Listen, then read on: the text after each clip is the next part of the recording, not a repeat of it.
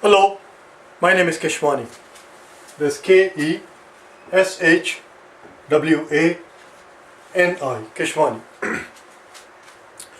We are here because we want to learn algebra. Today is our lesson number 173.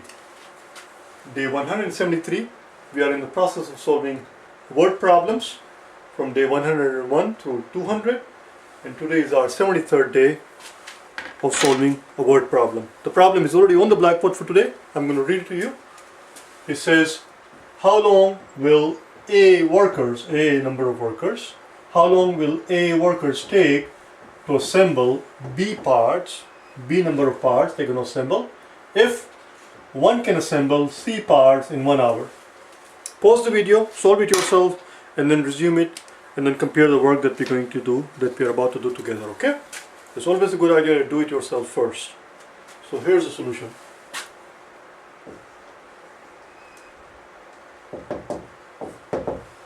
We are told that one worker assembles C parts in 1 hour. We are told that. We are told that one worker can assemble C number of parts. Obviously, we do not know the value of A, B, and C. That's the whole point. Otherwise, it would be an arithmetic question instead of an algebraic question. So one worker can assemble C parts in 1 hour. We're just repeating what we're told. Well, if one worker can assemble C parts, then A workers, then 2 workers should be able to assemble 2 times C parts in 1 hour.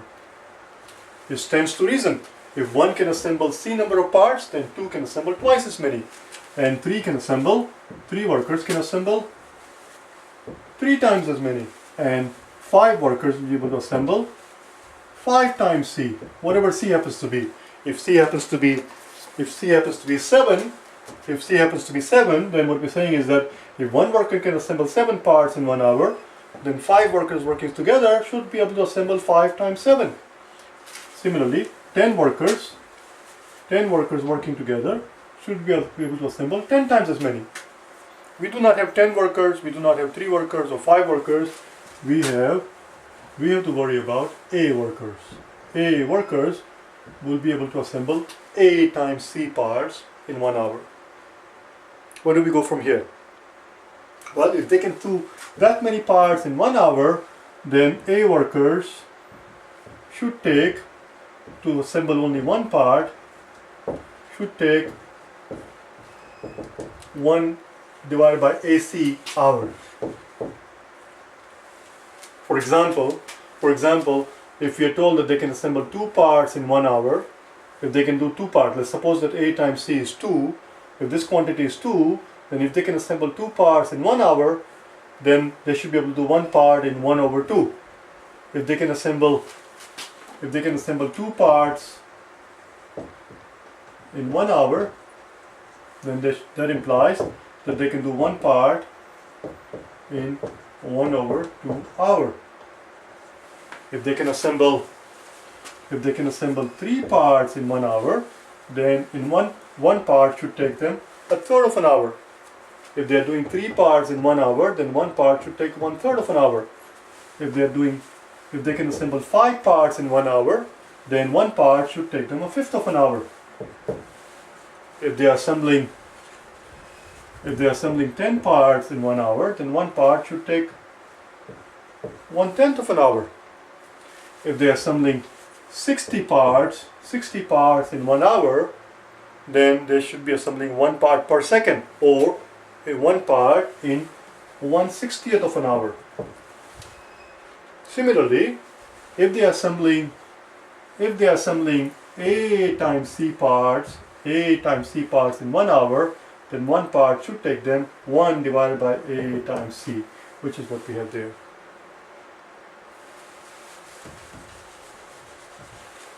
We are still not done. So we got A workers assembling 1 part in that many hours. How many parts do we actually have to assemble? We have to assemble B parts, not 1 part. We have to assemble B parts.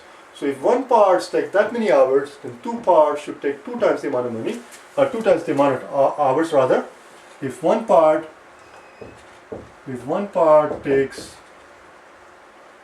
1 over A times C hours, then two parts should take 2 times 1 over C hours. Makes sense? If one part takes that many hours, then two parts should take 2 times the amount of time. If one part takes that many hours, 1 over A times C hours, then 3 parts should take 3 times the amount of hours. If one part takes that many hours, then 5 parts should take 5 times the amount of hours. If one part takes 1 over A, C hours, A and C are some numbers, then 10 parts should take 10 times the amount of hours.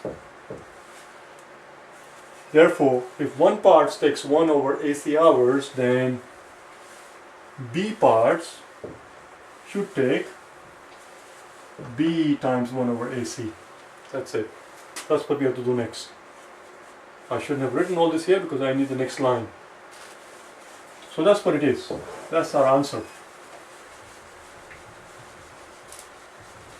So if A workers can assemble one part in this many hours, then A workers should be able to assemble B parts in B times 1 over AC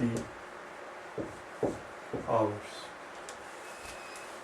B times 1 over AC, B times 1 over AC is not going to be left like that in algebra. It's always a good idea to present things in a little bit nicer way. Instead of putting down B times 1 over AC, it should be written as B over AC hours. That's how many hours A workers will take. The question was, how many hours will A workers take to assemble B parts? That's how many hours A workers will take to assemble B parts if one worker was able to assemble C parts in 1 hour. That's our answer. What we need to do now is to go back to our problem, convert the problem from an algebraic problem into an arithmetic problem. How? By plugging in numbers. And then redo the problem and see if the answer we get from the arithmetic problem is the same answer that we were going to get from that one. So let's do that. Let's plug in some numbers.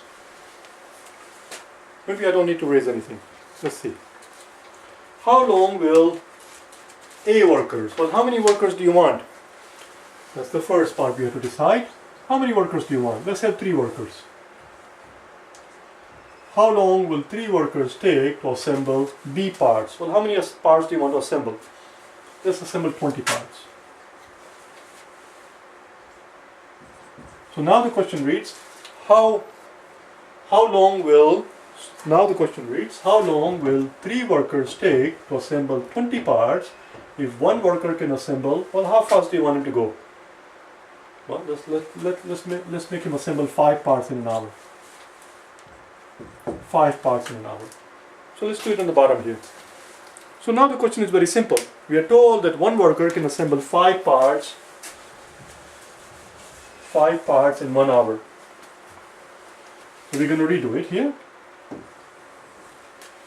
So it's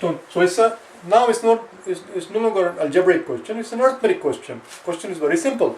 One worker assembles 5 parts in 1 hour.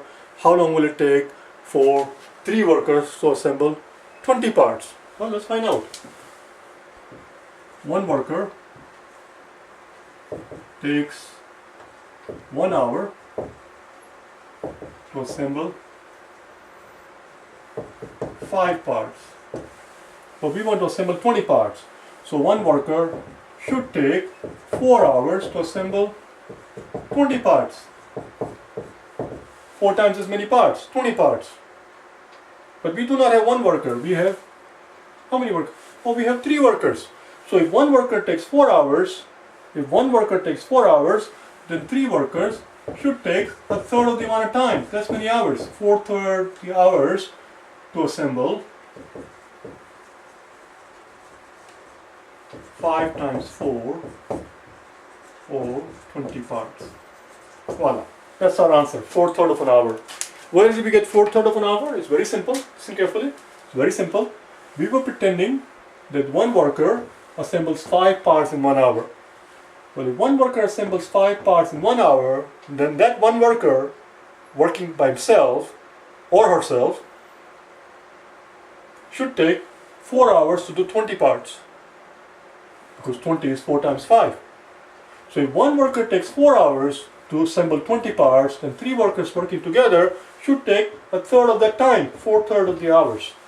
4/3 is what we're looking for. That thing better give us 4/3. Let's see if it does.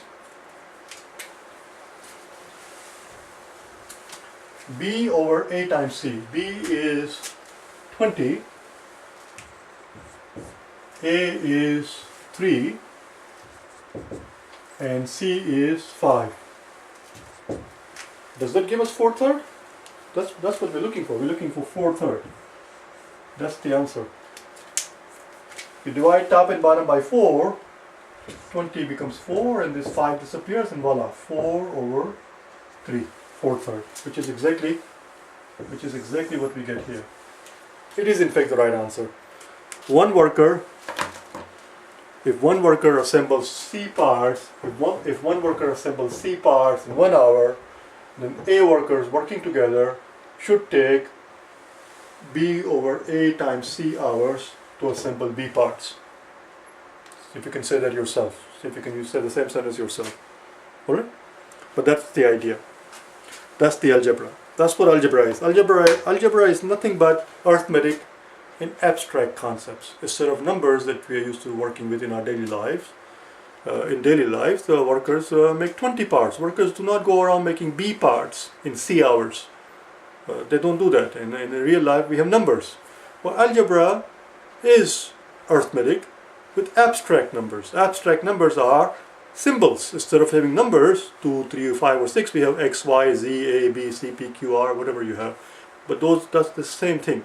You just have to learn how to manipulate them. That's all. That's all for today. I will see you tomorrow on day number 174. Alright? I'll see you then. Bye now.